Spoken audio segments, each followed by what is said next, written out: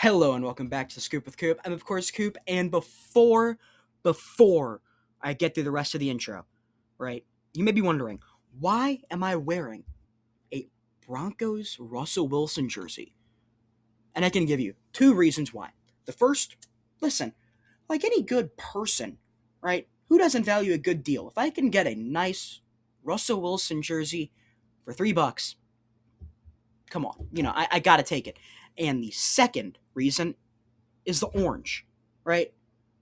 And the orange ties into the New York Knicks, who win Game 2 of the Eastern Conference Finals 109-93 against the Cleveland Cavaliers. And in this game, right, you see the shift. The shift in the way James Harden is deployed on the defensive end, the shift of how Jalen Brunson is guarded, and the shift of how Cleveland adjusts after blowing their lead in Game 1. We're going to start things off with the New York Knicks, right? In this series, the Knicks really were favored. They had time off to rest. They could be fresher than the Cavaliers, who just come off of a grueling 7-game series. And in Game 1, it looked like the Cavaliers ran out of steam, right? So towards the end of the game, when it started to get into the real, you got to have the energy to keep going, the Knicks came away through that. And in Game 2, they're a little bit more refreshed, I'd assume, or you also factor in that they've seen this team before and they now know what to do. And Cleveland's adjustment was, we're going to make Josh Hart beat us, right? We feel that he was their weakest link in this game, and that if there's anyone that we think we could take advantage of being an offensive creator and an offensive scorer, and anything really to do with the offensive side of the ball that isn't offensive rebounding, Josh Hart is their weakest link. And tonight, to answer the call, Josh Hart, picked up the phone, and he's like, let's do this. He gets the cape on, and he gets ready to go to work, and he's going to save New York City, as he did just that, where he had 26 points, 4 rebounds, and 7 assists with 2 steals. He was phenomenal in this game, right? He, a lot of times, was matched up with Evan Mobley, and Mobley was just getting him space, and Mobley was mostly playing as a roamer, to where if anyone drives to the basket, Mobley could deter the shot.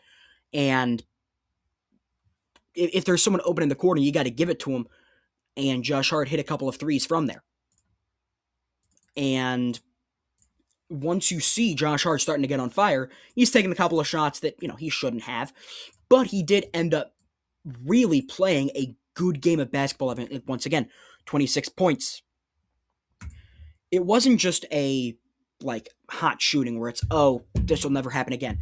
It was a tactical and calculated move to where Cleveland, they're not going to respect Josh Hart's 3-point shot, right? In the regular season, Josh Hart shot 41% from the 3-point line. Now in the postseason, that number dips a lot, where it's down to only 26%. But over the last 2 postseasons with this Knicks team, he shot 37%. So Cleveland, they were going with more of a recency bias view, where they're like, you know what? He hasn't made his shots this playoff run. Let him take it. Let him shoot. And New York's like, we're going to have faith in him because he's shown us that he can be a good shooter, and he proved why he is a good shooter. He is a good, uncontested 3-point shooter, as he made 5 shots, and also, it wasn't just the shots. It wasn't just making the shots. It's also, as soon as he gets that closeout and he gets the defender off the feet, he's able to really reestablish a new feel of possession, where he's able to bring the energy for this Knicks team to really spark some offensive creativity. And that creativity was mostly provided by Jalen Brunson, who he had a career playoff single game high of 14 assists in this game. And he did end up finishing the game with 19 points on good field goal shooting. I don't think he shot very well, really, because a lot of those shots came in to really put the nail in the coffin of this game. And what was interesting about the way that Jalen Brunson was deployed in this was when Cleveland trapped Brunson on just a 2, just double teaming him and trying to get the ball out of his hands, he got rid of the ball quickly. He got rid of it decisively, quickly, and with urgency. He got rid of the ball, right? And he let his other players help him out. And that's been one of his bigger problems, at least in this postseason for a couple of the games. The couple of the games that I'm referencing are the two games when the Knicks went down to the Hawks, where you see the assists not looking great. You see that he's taking some shots he shouldn't have, and that was a little bit detrimental to the team. And since he's decided to be more of a facilitator, and I don't want to use the word facilitator because it's like he's still the focal point of their offense, no doubt, but since he's become a more willing passer, this Knicks team has not lost a playoff game, and I believe, let me check my notes real quick, that they have won 9 straight playoff games. Yes, they have won 9 straight playoff games, which is, I believe, they're one of 13 teams ever to do so. So this this New York team has really reached a new high because of Jalen Brunson being more of a focal point of the passing game, not just the scoring game. And looking at this for New York, you see that off the bench, you get those Landry Shamet minutes. He was held scoreless. He didn't have a point. This bench didn't help you out that much. I mean, they really didn't. You had Mitchell Robinson with 4 points. You had Jordan Clarkson with 4 points. And you had Deuce McBride with 5 points. That's it. That's it. You, on your bench, had a combined 13 points. And you won by double digits. You cannot help but feel absolutely thrilled by that. And for this Knicks team, I think that they are going to win this series in maybe 5 games. And I would lean on the side of it being closer to 4 than 6. I think this Knicks team is going to advance to the finals for the first time since, I believe it was 1999. And I think that if they keep playing this good basketball, they could seriously compete with the Spurs or the Thunder. And I know that may be a hot take. I don't care. I believe that, and I think this Knicks team, just because they're in the East, doesn't mean they're not a good team. They are a good basketball team. And they took care of business, once again, as they won 109-93. And shifting over into the Cleveland aspect of this, right? Whenever you're 2 stars, and I still consider James Harden a star, even though I posted a rant about him a couple days ago, I do think I was a little bit overly harsh on him, simply because he is an all-time player. He is a great player in his prime, and I think that it's more so just sad watching someone who's fallen from grace and watching them become a bit of a liability. And I think that's where the anger, I guess, although I don't consider my view anger, more so just like you gotta show up for these moments. But so in this game, right, he shot 6 for 15. He made his 3-pointers and he made his free throws. But he was a negative 22 plus minus, and he did not play as well as he could have. Once again, I think that once again, they are looking sluggish. And Kenny Atkinson, the coach of the Cavaliers, pointed out that this team is a little bit fatigued, right? And I think that is absolutely the case. This Cavaliers team has had to play back-to-back 7-game series, and they have to go up against a Knicks team who has played, I believe, they swept the 76ers, and then they won pretty handily against the Hawks. And so they had a lot of rest coming into this series. So you have to face a team who is reeling from playing the most possible basketball to a team playing some of the least basketball. Fatigue's going to matter.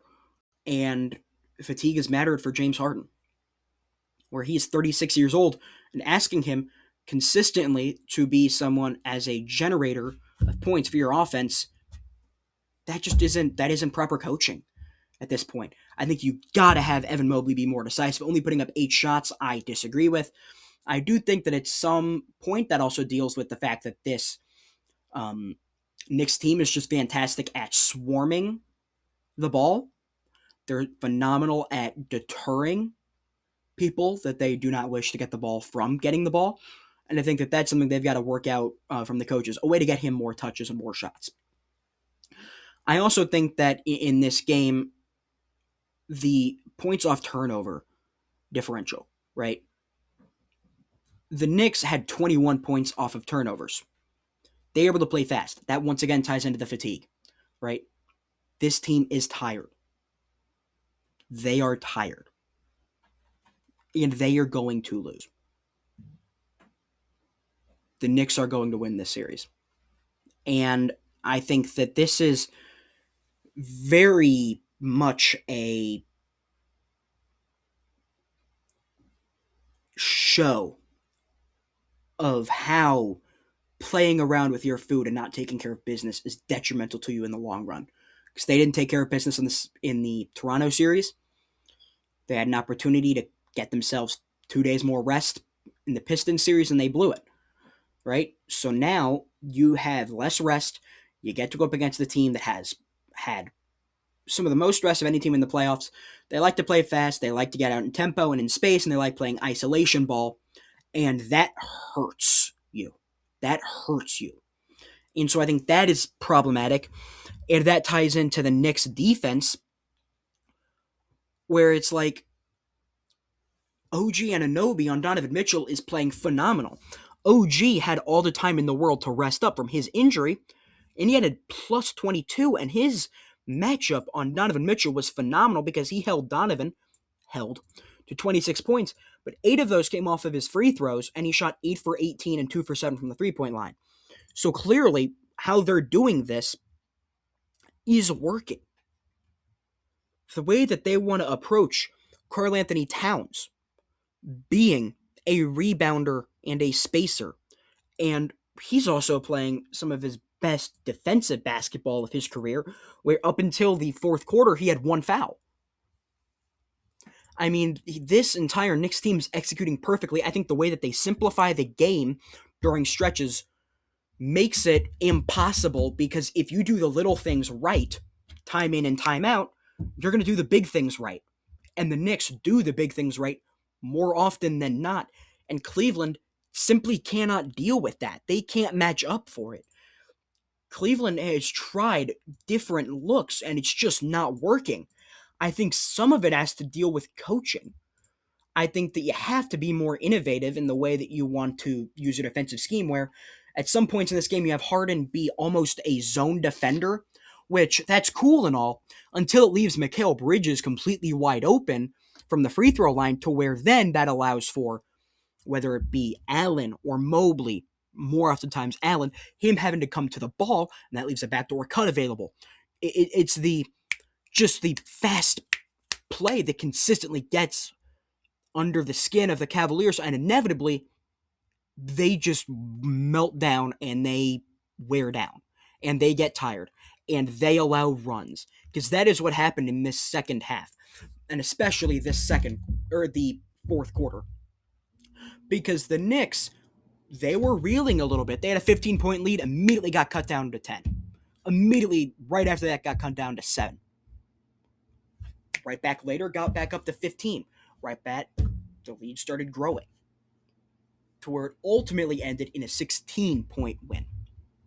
And I'm not thrilled with the way that Cleveland has looked in this series. I think the mental aspect of losing game 1 the way that they did, and knowing you had an opportunity and you let it slip, I think that carried over a little bit into game 2, but not from the start, because Cleveland was on fire to start off this game from 3 as they went 5-4-10, right? 50%. They made 4 3-point shots the rest of the way, as they only shot 26% from the 3-point line. Cleveland also had free throws. They had a ton of free throws, right? They had 32 free throw attempts. Compare that to the Knicks, who had 14, and you shoot 69% on your free throws. Not good. You shoot 39% on the field. Not good. Your bench isn't giving you anything, right? You play Max Strus and Sam Merrill a combined 49 minutes, and they give you 9 points on 2 for 15 shooting. New York's bench didn't play that well. Yours played worse. And they need the bench to step up because, once again, they are tired. They are fatigued. You needed to step up. Sam Merrill, you played good in game 1.